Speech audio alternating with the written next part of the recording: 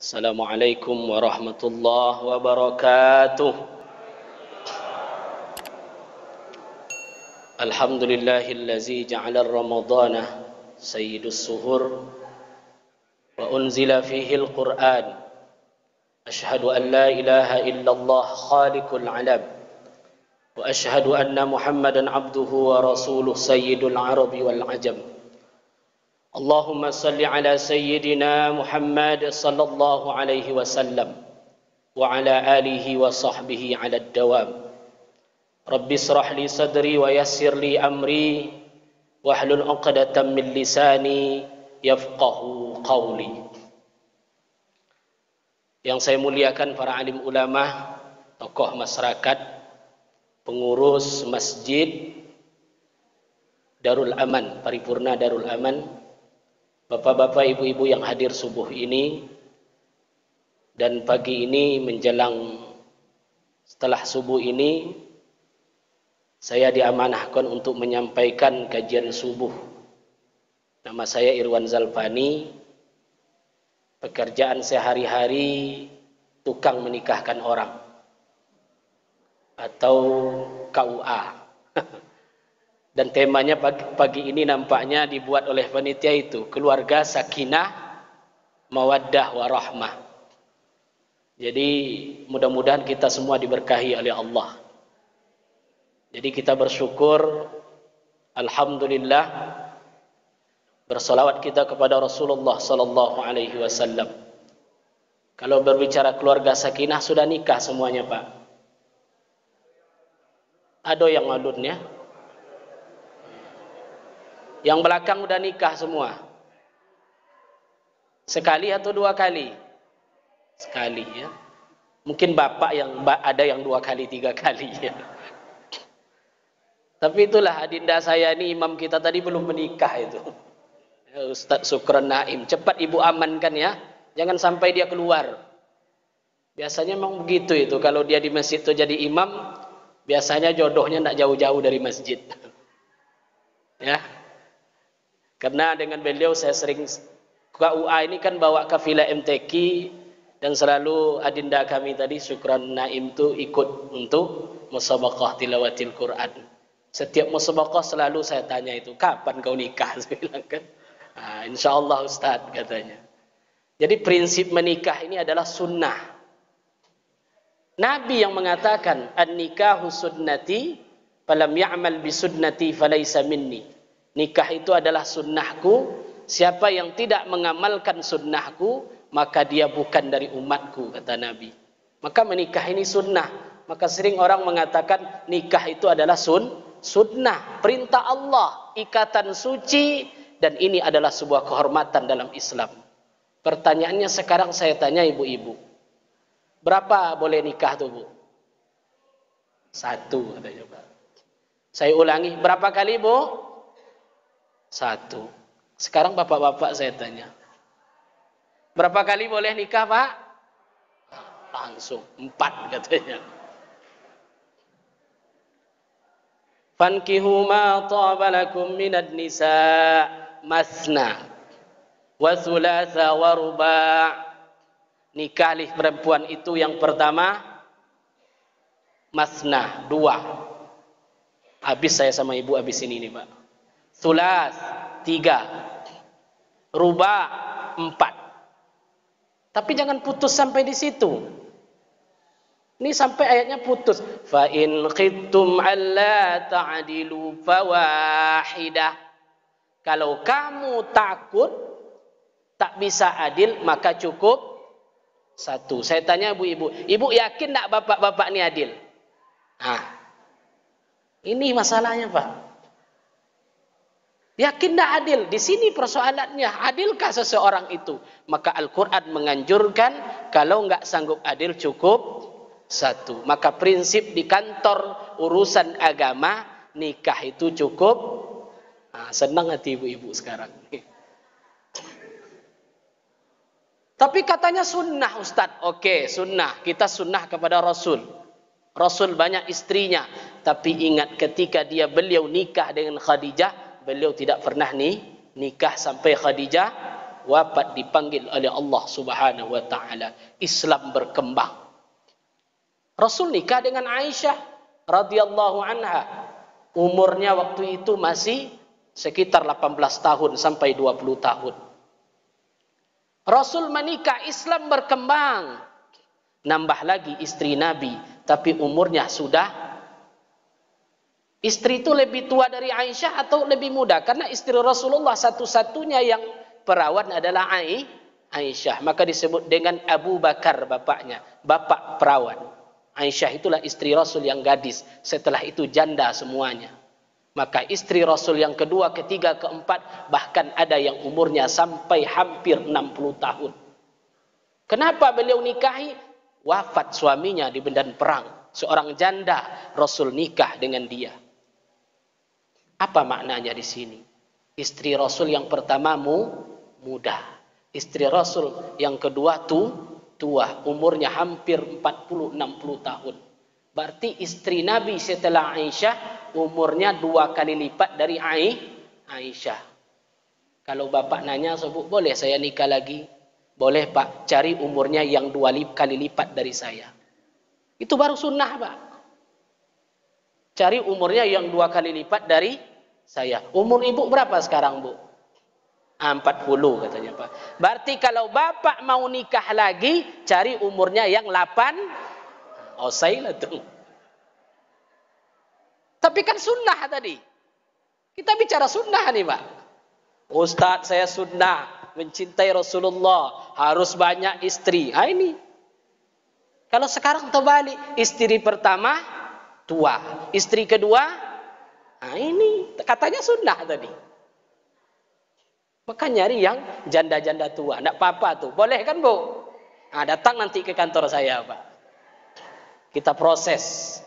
Tengok syaratnya dulu. Lebih tua atau tidak. Maka tidak semudah itu. Apalagi di kantor KUA itu sekarang sudah ada sistem aplikasi. Ada juga itu kasus bapak-bapak bawa bahan. Mau daftar nikah Pak Kuah boleh. Status belum kawin. Mak, belum kawin Pak. Iya Pak Kuah belum kawin. Masukkan nik bapak tadi. Karena ini aplikasi. Pas nik masuk, data keluar. Rupanya bapak itu sudah beristri. Itulah hebatnya sekarang Pak. Nggak bisa macam-macam lagi. Sudah kontrolnya sudah secara digital. Jangan coba-coba. Buat pula status belum kawin. Urus ke kantor Kuah. Pas niknya masuk kebaca anak dan istri bapak. Beruntung ibu ya. Sekarang ini nggak bisa lagi.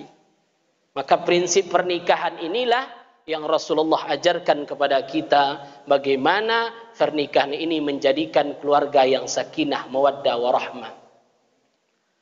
Wa min ayatihi an khalaqum min anfusikum azwajan litaskunu ilaiha wa ja'alakum bainakum mawaddatan warahmah. Allah menjadikan kamu pasangan-pasangan dari dirimu supaya kamu taskunu, tenang. Wa ja'ala bainakum, Allah jadikan antara kamu mawaddatan warahmah, cinta dan kasih sayang. Jadi ada 3 kalimat di sana. Sakinah, mawaddah, warahmah. Sakinah, ketenangan batin. Ketenangan jiwa. Inilah hakikat pernikahan.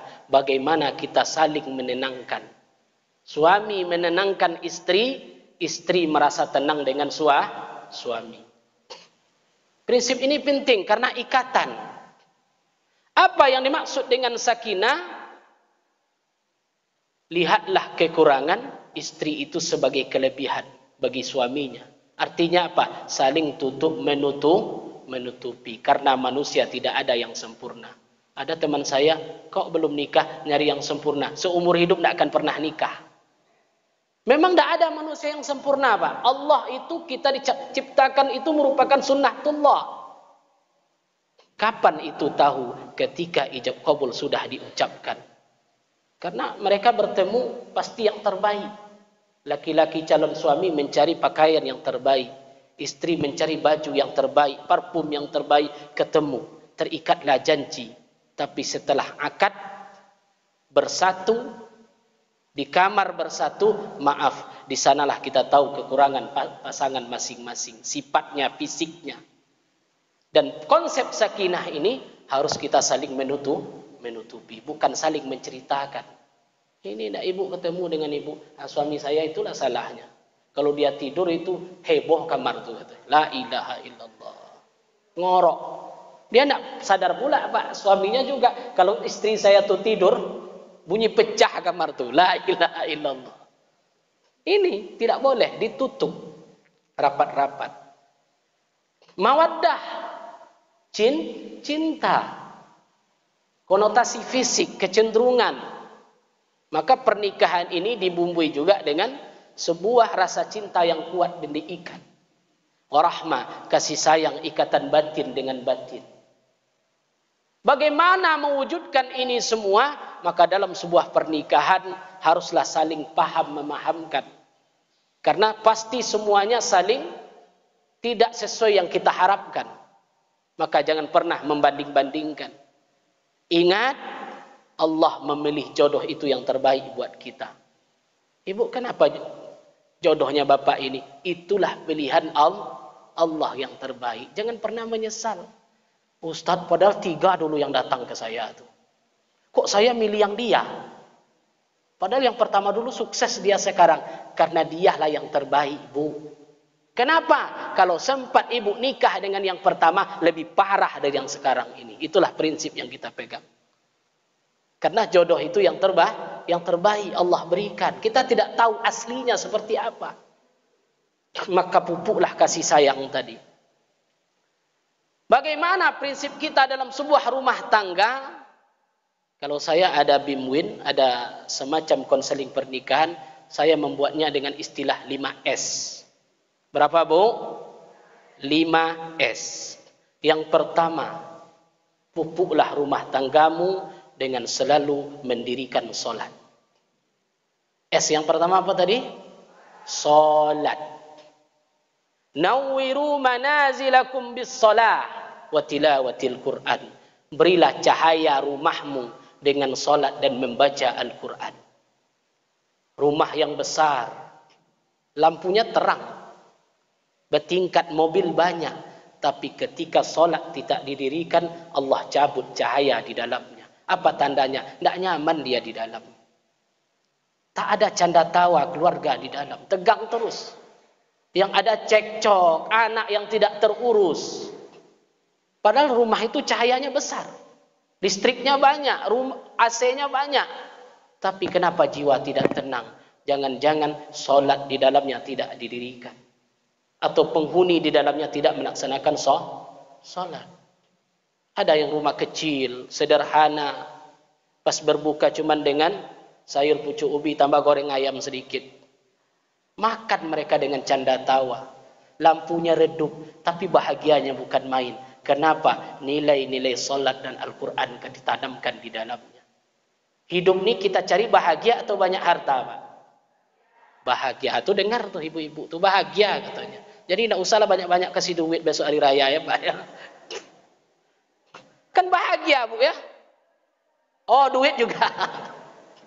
Karena bukan harta itulah satu-satunya membuat bahagia. Makanya dalam berdoa kepada Allah kita tidak pernah minta banyak harta, tidak pernah. Pas di rizki itu kita tidak pernah banyak rizki, ya Allah banyakkan rizki saya, banyakkan duit saya, tidak pernah. Tapi apa dalam doa yang selalu kita ucapkan? Allahumma inna nas'aluka salamatan fiddin. Selamatkan agama kami. Wa'afiatan fil jasad, sehatkan badan kami. Wa ziyadatan fil ilmi, tambah ilmu kami. Kalau di ilmu baru tambah. Tapi ketika rizki, wa barakatan fil rizki, berkahi rizki kami ya Allah. Kita tidak minta banyak, tapi berkah. Berkah itu apa? Tandanya rizki itu semakin mendekatkan kita kepada Allah.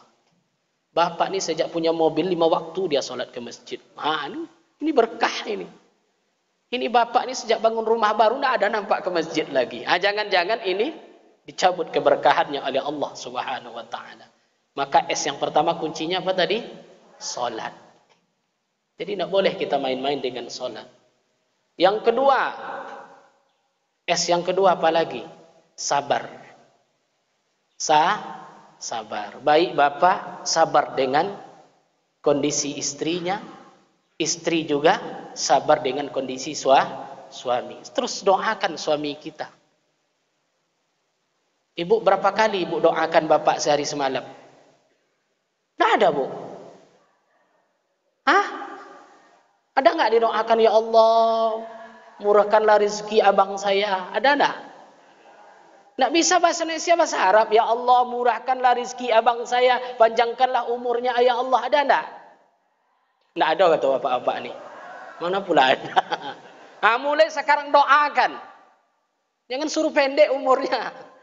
Panjangkan juga seorang suami mendoakan istrinya, ya Allah, ya, berikanlah kepada saya, lunakkanlah istri saya kalau dia tidak mau hijrah kepada agamamu, ya Allah. Doakan istri kita supaya dia dekat dengan Allah. Jadi bersabar kita di sini. Harus ada kesabaran. Insya Allah orang yang sabar kepada Allah akan Allah berikan yang terbaik. Wasta'inu bis sabri wassalah, minta tolonglah dengan sabar dan salat. Jadi sabar ini masuk ke dalam. Dan mereka nanti ketika kita sabar, Allah bukakan jalan. Insya Allah sama-sama dia dekat dengan Allah Subhanahu wa taala. Maka disinilah kuncinya kita sering berzikir. Dalam zikir itu jangan kita egois. Doakan anak kita, doakan keluarga kita. Karena di doa itu insya Allah, suami saya belum mau ke masjid, Ustaz, doakan. Karena zikir kepada Allah kunci bagaimana kita bahagia dunia dan akhirat. Kenapa? Masalul ladzina yazkuruna Allah kamatsalil hayy wal mait. Perumpamaan orang yang zikir kepada Allah seperti hidup dan mati. Orang zikir berarti hidup. Orang tidak zikir mati berarti. Jadi zikir ini maksudnya dekat kepada Allah. Salat itu zikir, baca Quran itu zikir. Ini bapak rajin salat, rajin ibadah, rajin baca Quran, rajin zikir kepada Allah. Tapi istrinya belum mau salat, berarti bapak tidur dengan orang. Atau saya balik sekarang, ibu rajin ke masjid, rajin baca Quran, rajin ibadah sedekah kepada Allah. Suami ulun mau salat lah. Berarti ibu tidur dengan orang. Ibu yang bilang tuh, Bu, bukan saya. Bersabarlah kita dalam kondisi ini. Doakan kepada Allah. Saya tidak mau nanti habis pulang ini, ya itulah, ini orang mati ini, ya tidak bisa, Bu, ya. Ini perumpamaan. Dan ini kondisi ini ketika kita dapatkan, bersabarlah kita kepada Allah dan berdoa. Insya Allah kesabaran ibu bapak itu akan dibayar oleh Allah Subhanahu wa taala. Umar, Pak, seorang sahabat pernah datang ke rumah Umar. Sahabat tadi habis cekcok dengan istrinya. Dia bertengkarlah dengan istrinya. Jadi bertengkar itu bukan sekarang aja, Pak. Mulai dari Nabi Adam itu sudah ada cekcok suami istri. Bukan sekarang. Kalau ada orang mengatakan, Ustaz, saya tidak pernah cekcok dengan istri saya, bohong itu. Pasti ada. Seling kata segala macam ada. Maka sahabat tadi pergi dia ke rumah Umar, ingin mengadu kelakuan istrinya. Sampai di rumah Umar, dia mendengar sebuah perdebatan. Rupanya Umar sedang berdebat pula dengan istrinya. Pas mau ketuk pintu tidak jadi. Kenapa? Saya berdebat dengan istri, pas ketemu Umar berdebat pula dia dengan istrinya. Cuman ada yang dia lihat apa? Umar tidak pernah mengeluarkan kata-kata sedikit pun. Dia biarkan istrinya begini-begini. Diam Umar tadi. Padahal Umar itu terkenal tegas, hebat. Ya, tegas Umar itu. Setelah itu sahabat bertanya, setelah kejadian tadi bertanya dia, wahai khalifah, saya sebetulnya ingin mengadukan hal ihwal tentang istri saya kepada saya. Tapi pas ketika rumah khalifah, saya dengar pula istri khalifah cerewet pula kepada khalifah. Tapi yang saya lihat, kenapa khalifah diam? Kenapa Amirul Mukminin diam? Apa kata Umar? Wahai sahabatku, Rasulullah adalah suami terbaik Dan sampai hari ini, selama Rasulullah hidup tidak pernah saya mendengar kata kasar terhadap istrinya. Dan saya bersabar terhadap istri saya. Ingat, istri saya lah yang menjaga anak dan harta saya ketika saya tidak di rumah. Itu luar biasa capeknya, Bu. Ke dapur, ya, semuanya nyuci segala macam. Jadi Umar tuh melihat sisi itu, Pak. Dan barangkali dia kecapean. Maka Umar sabar. Jangan pula jadikan dalil ini untuk betuyak di rumah nanti, Bu, ya. Tapi begitulah kondisinya, Umar sabar terhadap istrinya. Jadi dari dulu ketika kita bersabar, insya Allah Allah berikan kebahagiaan dalam kehidupan kita. Sudah berapa S-nya tuh? 2. Masih ada waktu lagi. Masih, ya. Kalau udah kita cukupkan aja, Bu. S yang ketiga, salat, sabar. S yang ketiga, silaturahmi. Apa tadi? Silaturahim. Apa maknanya di sini, Ustaz? Menyatukan dua keluarga, bukan menyatukan dua individu, tapi menyatukan dua keluarga besar. Ada mertua, ada orang tua yang disebut dengan musahirah. Mungkin dalam mazhab Syafi'i antara laki-laki dengan perempuan bersentuh kulitnya batal. Tapi ketika ibu menikah dengan bapak, mertua itu ibu wudhu, salam dengan mertua laki-laki, tidak dialas tangannya, wudhunya tidak batal. Begitu juga seorang menantu perempuan, ibu punya menantu, nikah anak ibu, anak gadis nikah dengan seorang laki-laki, kemudian dia ngambil wudhu, salam dia dengan ibu, tidak pakai alas tangan. Dalam mazhab Syafi'i batal. Tapi ketika pernikahan ini terjadi, wudhu tidak batal. Seperti anak sendiri. Maka durhaka kepada mertua sama dengan durhaka kepada orang tua kandung sendiri. Disinilah silaturahim. Jangan dibeda-bedakan. Ini udah dekat hari raya nih. Kalau perlu sistem silang. Dek, kata suaminya, wahai istriku, ini duit, kasihkan ke mak. Duit dari suami, tapi istrinya yang ngasih kepada ibu mertuanya. Apa kira-kira apa kata ibu mertuanya? Ini betul-betul menantu saya ini. Begitu juga sebaliknya, seorang suami ngasih dia pemberian kepada mertuanya. Ini Bu, pemberian saya. Sistem silang. Apa yang dimaksud di sini? Terbangun silaturahim yang baik. Ini banyak kita dengar cekcok dengan mertuanya, dia anggap mertuanya orang lain, padahal sama derajatnya seperti orang tua sendiri. Enggak batal wudunya, enggak aurat, mahram dia ketika itu. Maka bangunlah silaturahim tadi. Ketika itu kita bangun, insya Allah dua keluarga besar ini akan akur. Banyak sekarang Bapak Ibu rahimakumullah, antara menantu dengan mertua cekcok, tak baikan. Banyak hari ini. Tapi di sini saya tengok aman-aman semuanya. Di luar-luar sana tuh banyak tuh, Bu, ya. Insya Allah. Udah berapa tuh? 3. Harus ingat kita, salat, sabar, silaturahim. Kemudian S yang keempat, apa itu? Memupuk selalu rasa sayang.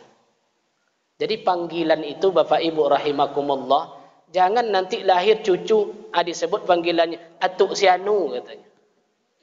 Iya Pak, biasa kan seperti itu tuh. Atuk sianu sini dulu. Bagaimana kita memupuk rasa sayang? Lihat panggilan Rasulullah, Humairah. Ya Humairah. Panggilan pujian. Maka seringlah memuji pasangan masing-masing. Tapi harus yang sesuai pula. Dah jelas hitam suami bilang pula nanti, wahai suamiku yang putih katanya kan. Itu penghinaan jatuhnya nanti. Tapi panggillah, wahai hitam manis. Hilang manisnya tinggal hitamnya lagi. Jadi panggilan-panggilan bagus, perkataan-perkataan yang bagus. Jangan mengeluarkan perkataan-perkataan yang menyakiti antara satu pasangan dengan pasangan yang lainnya. Insya Allah terpupuklah kasih sayang di sana. Mohon maaf Bu, juga seorang istri kalau sudah punya cucu, jangan sering tidur pula sama cucunya. Banyak enggak seperti itu, Pak? Nah, itu bapak yang bilang tuh, Bu. Kenapa bapak sini tidur? Itulah sejak ada cucu nih, neneknya tuh ke cucu terus tidurnya. Berdosa nanti bapak ibu. Ya, kita lebih hebat kita nengok orang-orang barat. Coba tengok orang barat. Kalau dia sudah tua sama tua, kemana-mana berdua tetap dia gandeng tangan kemana-mana. Bayangkan Bu, Rasulullah Sallallahu Alaihi Wasallam ketika pulang ke rumahnya, pernah tidak dengar Rasul itu tidur di pangkuan Aisyah? Sampai-sampai Aisyah terkena pipi Rasulullah Sallallahu Alaihi Wasallam dengan air mata. Terbayang Bapak Ibu seperti apa itu? Menetes air mata Aisyah sampai ke pipi Rasulullah. Bagaimana mereka dalam kehidupan ini? Seorang suami menyayangi istrinya, seorang istri menyayangi suaminya. Termasuk Rasulullah ketika kesulitan pulang dari Gua Hira, pulang. Apa yang terjadi ketika itu? Beliau ketakutan. Apa yang dilakukan oleh Khadijah? Beliau peluk Rasulullah. Ada apa bang katanya? Ketika Rasul pertama menerima wahyu, Rasul bertahanus. Bertahanus itu menyendiri. Seharian pulang, hilang menyendiri pulang. Coba Khadijah sekarang nih, bapak tuh etikaf ke masjid aja kerjanya. Tiba-tiba pulang ketakutan. Kira-kira ibu bilang apa? Nggak usah pulang, pergi aja terus. Kan itu lagi. Contohlah istri-istri Rasulullah Sallallahu Alaihi Wasallam. Bagaimana sikap dia kepada suaminya. Bagaimana mereka menghormati Rasulullah Sallallahu Alaihi Wasallam. Makanya al-mar'atun iza sallat khamsaha wa shamat syahraha wa ata'at zawjaha dakhalatil jannah. Seorang perempuan apabila salat dia 5 waktu. Salat 5 waktu. Puasa dia di bulan Ramadan. Taat dia kepada suaminya dalam hal agama. Apa kata Rasul? Pilih surga mana yang ingin masuk. Kuncinya apa tadi Bapak Ibu? Taat kepada suami. Fatimah heran, ada seorang wanita yang diceritakan kepadanya. Dia termasuk ahli surga, bahkan pemimpin ahli surga. Heran Fatimah, siapakah perempuan itu? Disuruhlah orang menyelidiki perempuan tadi Pak. Dia tengok, tidak ada, sederhana saja. Cuman ada di rumah itu sebentuk cambuk. Apabila suaminya pulang, apa yang dia lakukan? Selalu dia salam. Dia ambil tangan suaminya, dicium tangan suami tadi. Setiap selesai sholat. Apa setelah itu apa katanya? Bang, kalau ada saya salah hari ini cambuk, pukullah saya. Kira-kira bapak mau tidak mukulnya itu? Inilah wanita terbaik. Saya tanya ibu-ibu, berapa kali ibu salam dengan suami sehari semalam? Tidak ada kata bapak nih.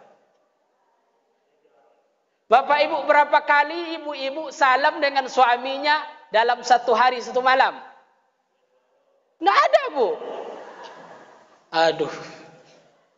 Pulang dari ini, besok ibu pulang nanti duluan ya. Sambut depan pintu tuh langsung.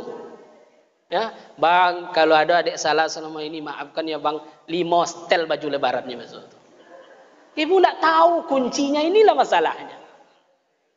Ada kuncinya Bu. Laki-laki itu kebanyakan pasti suksesnya seorang laki-laki pengaruh suami. Celakanya seorang laki-laki juga karena istrinya. Hitler karena istrinya dia mati berperang. Maka peranan istri ini luar biasa. Ketangkap oleh KPK. Ada nggak peran istri di situ? Banyak. Nggak ada cukup-cukupnya duit tuh. Jadi tertekanlah suami tadi akhirnya mengambil barang yang tidak halal. Nah ini prinsip-prinsip dalam keluarga tadi. Jadi sudah berapa nih? Yang pertama, salat. Yang kedua, sabar. Yang ketiga, silaturahmi. Yang keempat, sayang. Yang kelima, yang kelima sangat sederhana sekali. Apa? Selalulah tabassam, tersenyum. Apapun kondisi kehidupan kita, selalulah kita tersenyum. Karena senyum itu menunjukkan karakter kita bahagia. Bapak capek pulang, Pak, dari kerja, sore pulang ketuk pintu. Assalamualaikum. Yang buka pintu tadi tersenyum dia. Kira-kira hilang tak capek Bapak satu hari? Hilang, Bu.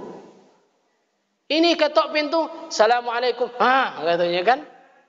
Itu capek satu hari itu bertambah 2 kali lipat. Paham Ibu maksudnya? Jadi seringlah senyum, jangan kerut kening yang diperbanyak. Iko ndak pula cinan, tahu cinannya Pak?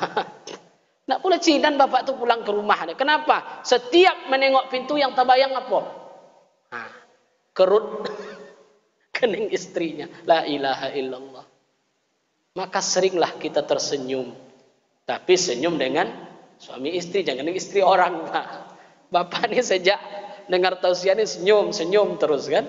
Nah, inilah gambaran bagaimana mewujudkan keluarga sakinah mawaddah warahmah. Tentu dengan demikian insyaallah terwujudlah turunan yang soleh dan soleha. Dengan takwa kepada Allah, jaga solat kita, jaga silaturahim, jaga kesabaran kita, jaga dan selalu kita tersenyum dengan orang lain.